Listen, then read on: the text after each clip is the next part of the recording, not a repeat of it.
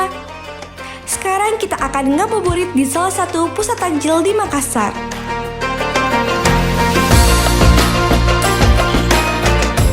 Di sini kalian bisa melihat banyak aneka takjil untuk pilihan berbuka puasa. Yuk, ikuti kami.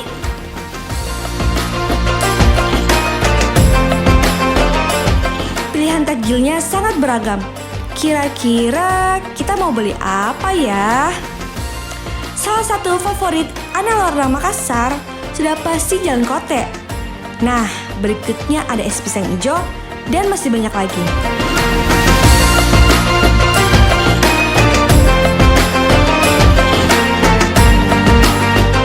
Semuanya kelihatan enak.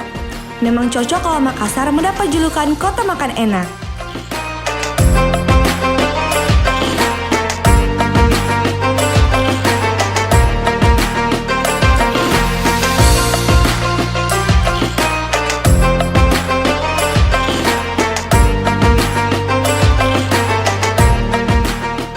Harga takjil yang dijual di sini sangat variatif dan terjangkau. Jadi anak Lorna Makassar tidak usah khawatir.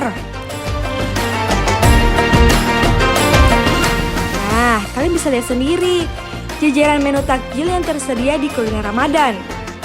Beragam kuliner takjil khas Ramadan bisa kalian temukan di sini.